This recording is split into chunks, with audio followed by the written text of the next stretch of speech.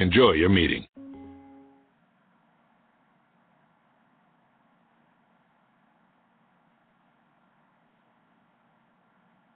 All right. Well, welcome everyone who's watching this. I am Shannon Carafonda, Deacon in Full Connection in the North Georgia Annual Conference. I serve at Cornerstone United Methodist Church in the LaGrange District. I have with me here the Right Reverend Betsy Haas, who is a member in the North Georgia Annual Conference, the Deacon Full Connection, ordained in 1997, and is serving as the Associate Pastor at Kitty Hawk United Methodist Church in Kitty Hawk, North Carolina. Welcome, Betsy. It is good to have you with us today. We are trying to find out more about the Order of Deacons and just hear some stories from 20 years ago when the order was first commissioned or approved by the General Conference. And I want to start off by asking you specifically about the North Georgia Conference and when that decision came down in 1996. What was the reaction here? How did you find out about it? Anything like that you can share with us? Well, I was a consecrated diaconal minister, so I was already kind of in the system, in the know. I had already attended annual conference. I'm sure it was a matter of information from the fellow diaconal ministers and also from my senior pastor, whom I was working with, that helped me understand what was happening and the changes and the opportunities that were being presented to those of us that were already consecrated as diaconals. The time was very fraught with questions. We don't know what this is. We're not sure how this is going to work. It's just been approved. It's a new thing.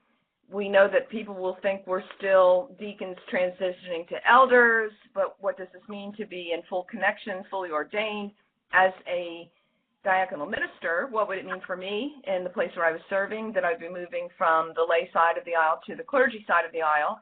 And then how was I going to get there? How were all of us going to get there, having gone through the consecration process and understanding our role, and now within about a year time frame, how would we suddenly be prepared to be full clergy members of the annual conference? And I think the North Georgia Annual Conference did a pretty decent job in helping us with the transition. There's still a whole lot we didn't understand about it. It's still a work in progress as far as I'm concerned. In 20 years, I think how far we've come, and then I think how far we have still to go. But that first year, 96 to 97 to 98, we were assisted by a very strong annual conference who worked hard to develop transitioning retreats and experiences for diaconals to transition to ordination. So we would go to Simpsonwood because that's where we always went. And I can remember Dee Shellnut leading us through a whole weekend retreat, and Dee was the one who taught us how to do weddings and funerals and the practical aspects of now you're ordained. And somebody's going to call you and say, can you marry my daughter next June? And you're going to go, oh, wow. I've been a guest at a wedding. How do I do a wedding? So they afforded us opportunities to come for continuing education type retreats to enable us to fully transition and to be ready to go before the Board of Ordained Ministry and as we were seeking ordination, because it wasn't a done deal. It wasn't just an automatic, take one thing off the wall, put something else on the wall. We had to go through the process of appearing before the board and seeking that ordination and having to go through paperwork and interviews and the whole process that we still go through today. So tell me what that was like, that first Board of Ordained Ministry process, as well as the ordination service in 1997. The Board of Ordained Ministry process was difficult, but they were gentle. They were very careful to recognize that we were consecrated diaconals, and so we had those credentials in our back pocket, and there was a lot of respect that was given to that. Ed Tomlinson was my presenter. I loved him. I felt very nurtured and supported and affirmed. And I feel that the board also did a good job communicating. We don't really know what this is, and we're glad you're here and you're in the first group, and we're going to live into this and live through this together. So I felt very affirmed by the board. The ordination, not quite as affirming. It was new to everybody. It was difficult for the conference to quickly put their minds together about how this ordination should go. We were not allowed to be ordained with the elders because even though we were being ordained, we weren't being ordained like the elders. And so we were on a separate night in a separate ceremony, creating new traditions, I suppose, but I felt the separation. I didn't feel wholly included by not being allowed to be ordained with the elders. And there was conversation among the deacon ordinands about why didn't we just do this all in one night, and, you know, all of our churches are coming, now they have to come 2 nights. So even from the practical, it created some conflict, and for me, it created a little internal conflict, and knowing that we're still trying to live into this and trying to be patient. Herschel Sheets had his grandson carve crosses for us, and it was a lovely gesture and a wonderful thing. And there was this moment of, I wonder if the crosses will be given to the elders tomorrow night. And so even in that wonderful, beautiful gesture, I kind of felt like I was attending my own confirmation. I got a cross and, you know, I said my things. And all these well-meaning and loving things were happening, but there still was this idea that this is different, and we have to do it in 2 separate nights. And, of course, that has changed over time. And it's good for us to be able to say, in the beginning, there was so much confusion, and look how far we've come. That's a wonderful thing. Of course, we had these strange-looking stoles, and the strange-looking stoles created a bit of an issue. We actually had to practice having the stoles put on us. And you were there with your mentoring pastor and the person who's going to stole you. It might be a spouse. It might be the supervisor or mentoring pastor that you had asked to come stole you. Well, these things go over here, not like this. And so we actually had to practice. I'm going to show you my arm. It was like in a wedding when you're telling the bride and groom how to link arms as they're walking down the aisle, and you say, no, you put your arm this way so that she can put her arm that way. Well, it was the same thing. We had to practice holding our arm out so the person stoling us would know to aim for the arm and then go over the head. And like, it was so funny. So even that was awkward because nobody had ever put that kind of a stole on anybody before. So it was a wonderful night. I remember my family coming, my parents and my in-laws came, and we had a celebration afterward. And even with that noticeable separation of we're not on the other night, it was still a wonderful and affirming thing. My church never cared a whit about whether my thing was deacon or elder. The minute I became Reverend Betsy, I was Reverend Betsy.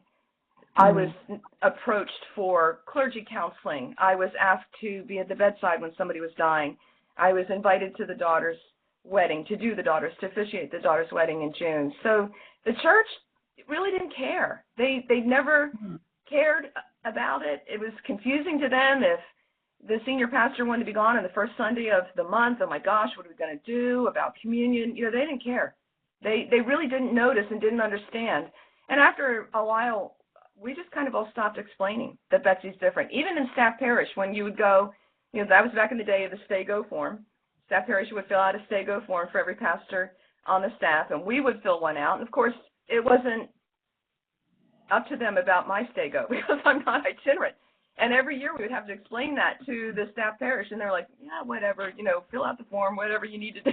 So it really did take quite a while, I think, to get everybody being able to understand the differences and what that meant in the practical realm. But on a day-to-day basis serving my church, the minute I had Reverend in front of my name, they understood me as a person that they could come to and a person that, you know, loved the Lord, loved the church, and those differences didn't matter to the local congregation.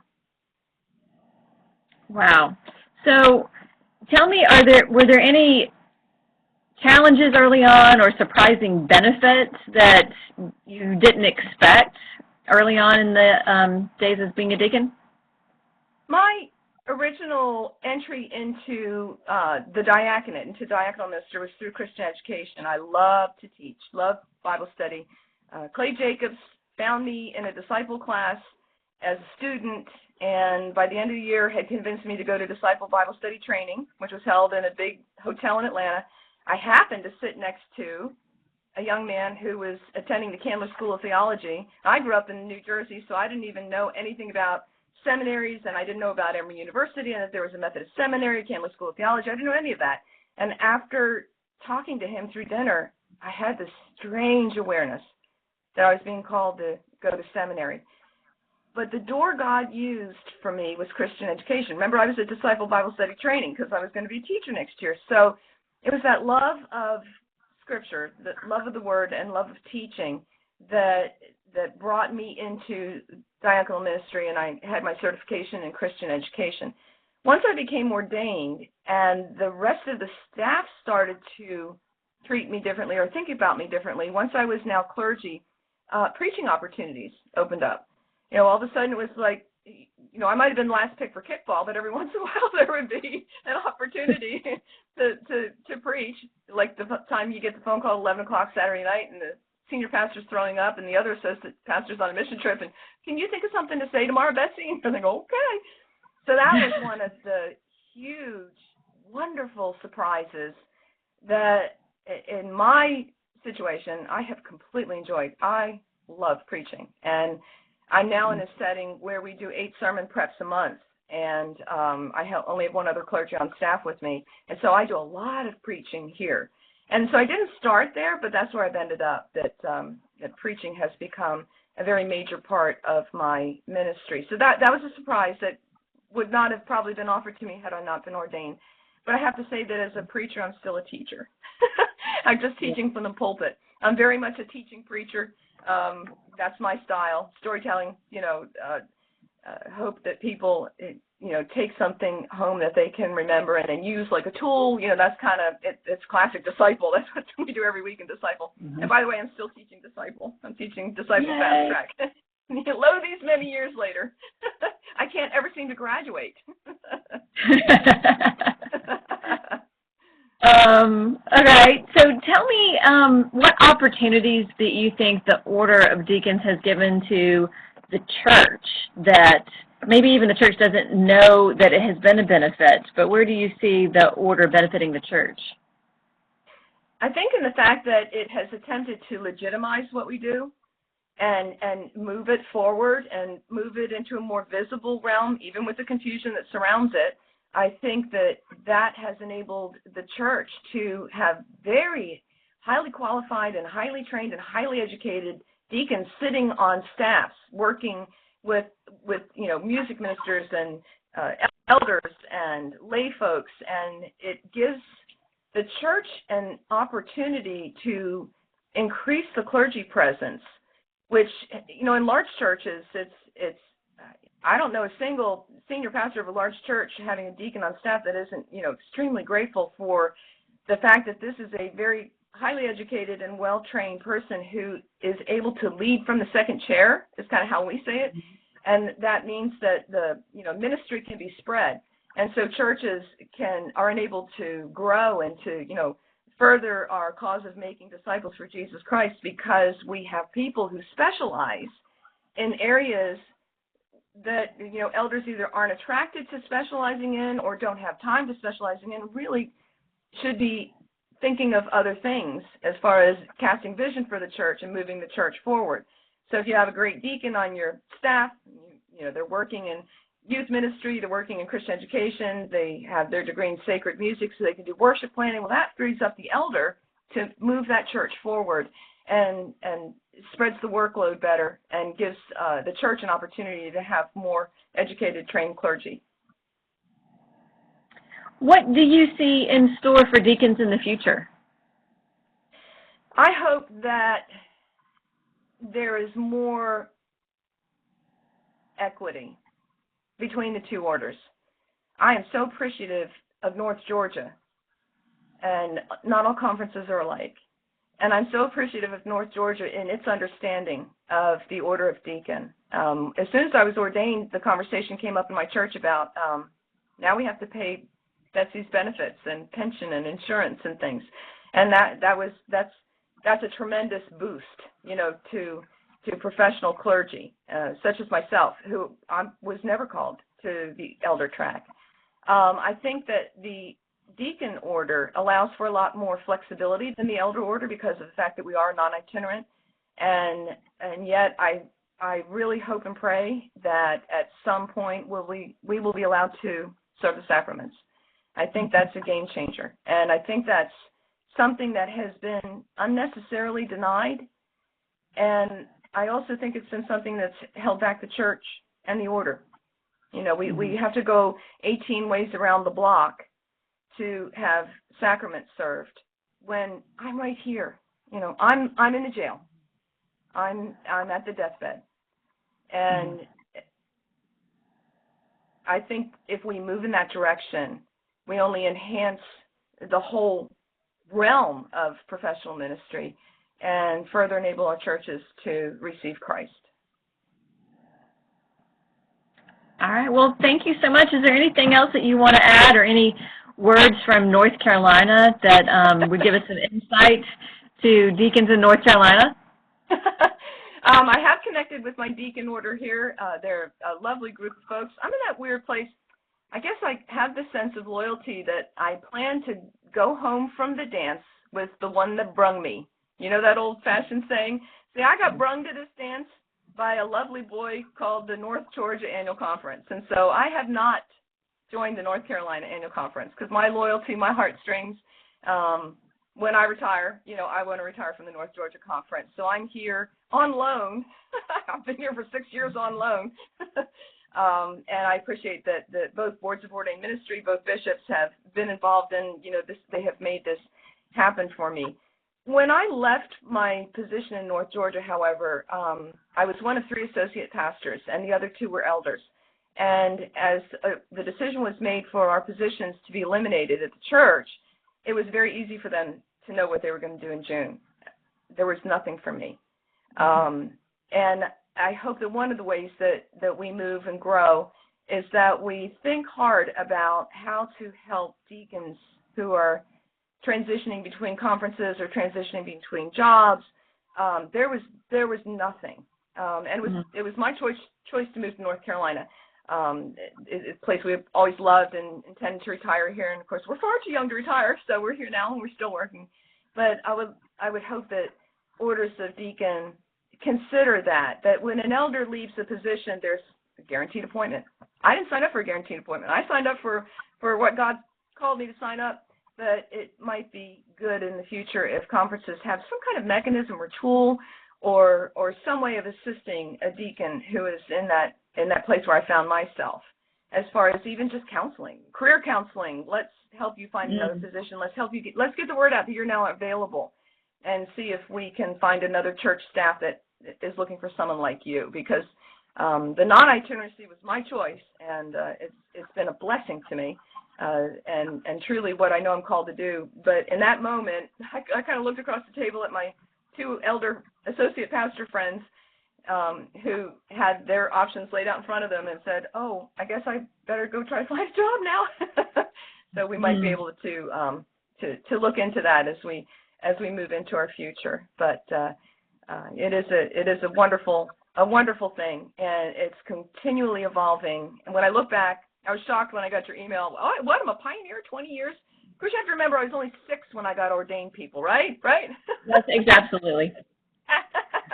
But we've come such a long way, and it is indeed something to celebrate, these 20 years of ministry, and the next 20 are only going to get better and better and better. Awesome. All right. Well, thank you very much, Betsy. It has been a pleasure to speak with you today. Thanks, Shannon.